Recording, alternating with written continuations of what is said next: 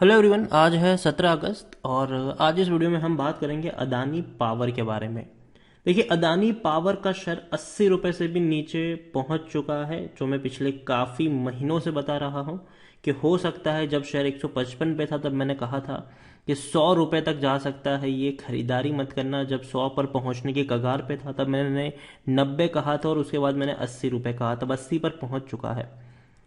तो बात करना यहाँ पर बनता भी है कि अदानी पावर क्या अब उस मुकाम पर पहुंचा है जहां पर यहाँ पर हम खरीदने की कोशिश करें, या अभी भी और फर्दर गिरावट हमें यहाँ पर देखने को मिल सकती है। तो वीडियो को शुरू करो उससे पहले अगर आपने अभी तक चैनल को सब्सक्राइब नहीं किया है तो प्लीज़ अभी इसे सब्सक्राइब कर लीजिए, क्योंकि आगे भी बहुत सारे वीडियोस हैं जो आपको काफ़ी ज़्यादा हेल्प करेंगे।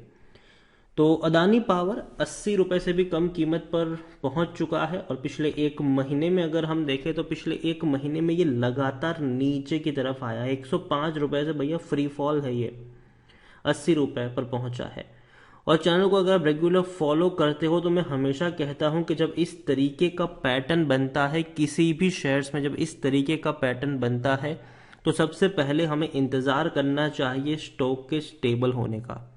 ठीक है, एक दिन की तेजी पर भरोसा नहीं करना चाहिए, ये मैं कई बार बता चुका हूँ। अब देखिए, टूटा था, एक दिन की तेजी बनी, उससे कई ज़्यादा बार फिर वापस उठा, एक दिन की तेजी बनी फिर टूट गया, एक दिन की तेजी बनी टूट गया, एक दिन की तेजी बनी फिर टूट गया।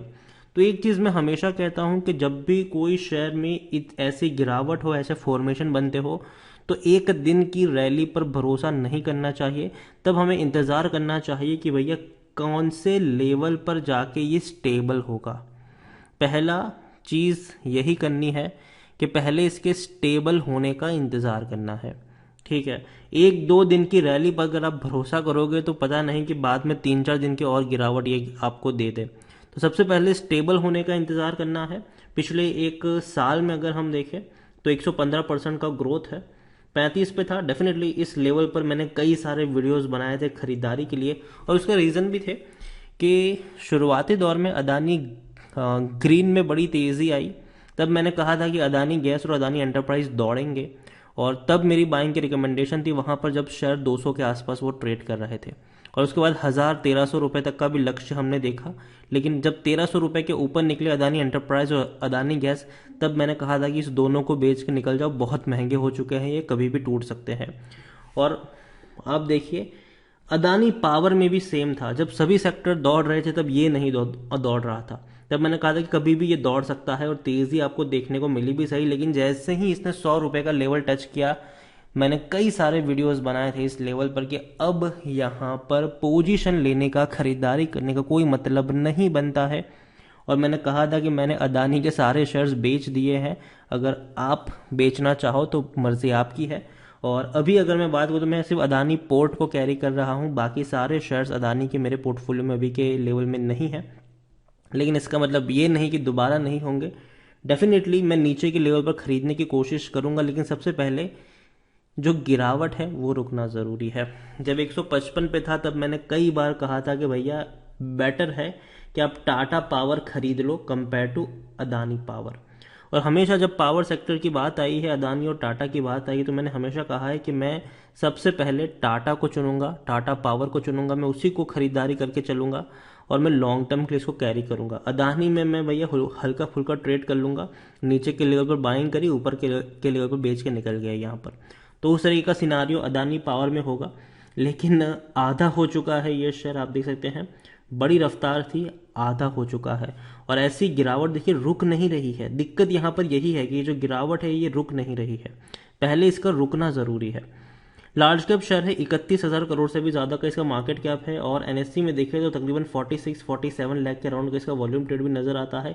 और देखिए, जो पूरा गेम हो रहा था वो शेयर होल्डिंग पैटर्न का था, जो मैं आपको यहाँ पर आगे एक्सप्लेन भी करूँगा। यहाँ पर एक और चीज़ अगर हम देखें तो according to Moneycontrol user 71% लोग खरीदने की सलाह दे रहे हैं, 19% लोग बेचने की बात करो, 10% लोग यहाँ पर होल्ड करने की नसीहत भी आपको दे रहे हैं। इतना ही नहीं, कई सारे शेयर्स देखिए अदानी क्या कर रहा है, जो गिरवी रखे हुए शेयर्स थे उनको छुड़ा रहा है एक एक करके। जुलाई महीने में छुड़ाए, अप्रैल महीने में छुड़ाए, मार्च महीने में छुड़ाए, जनवरी महीने में छुड़ाए। तो 2021 में अगर हम देखेंगे तो भैया अदानी ने जो बहुत ही बेहतरीन काम किया कि अपने जो शेयर्स गिरवी थे उसको छुड़ाया है इन्होंने। जो बहुत अच्छी बात है। दूसरी तरफ इनके रेवेन्यू में उतना बड़ा उछाल हम नहीं कह सकते। 22,000 करोड़ का रेवेन्यू 26,000 करोड़ तक ही पहुंचा है पिछले 4 सालों में, 4-5 सालों में।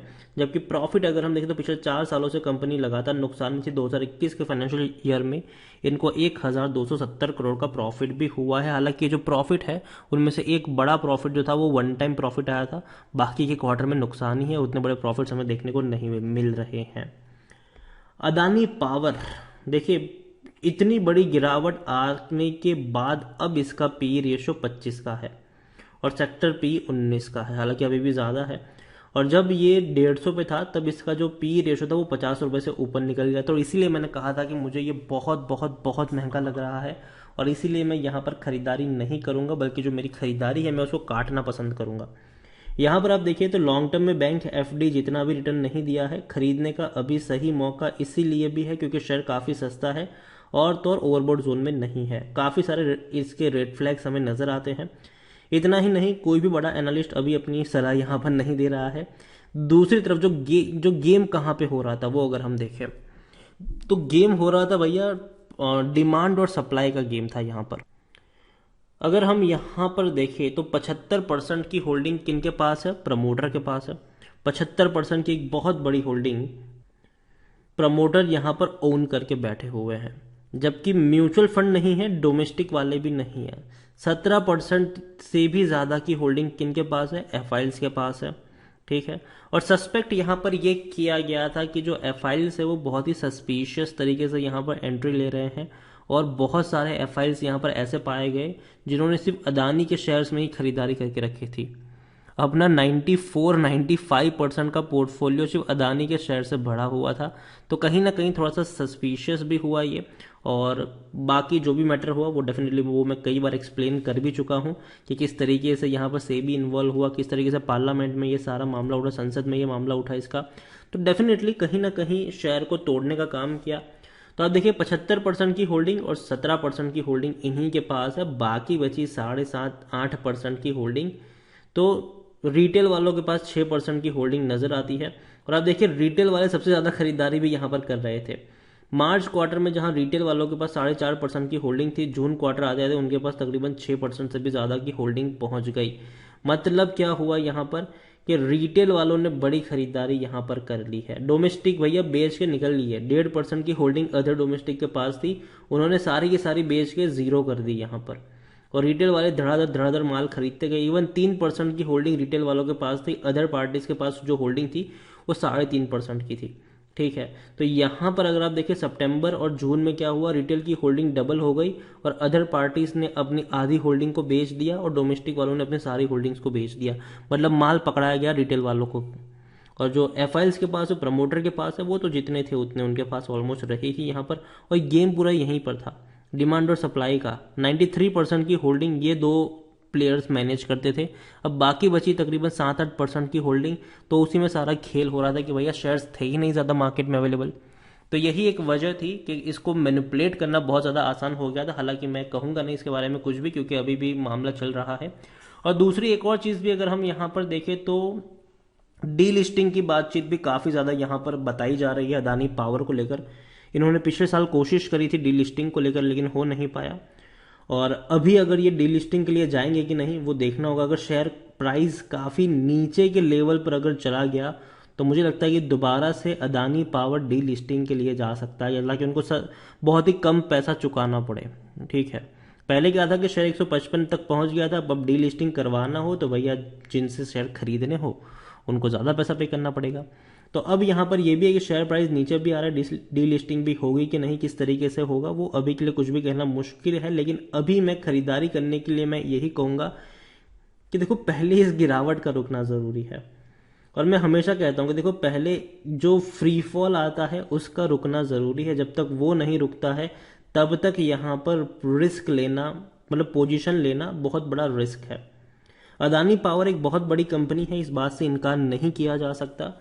और मैं यही कहूँगा कि नीचे के लेवल पर बाइंग के मौके बनेंगे। 80 रुपये से भी कम कीमत पर शेयर है, 70-75 रुपये के ऊपर मौके बन सकते हैं। लेकिन पहले ये फ्री फॉल का रुकना ज़रूरी। अभी भी कह रहा हूँ भैया 75 पर पहुंचे तो खरीद मत लेना, पहले इसको स्टेबल होने दो। ठीक है, स्टेबल होने दो पहले इसको।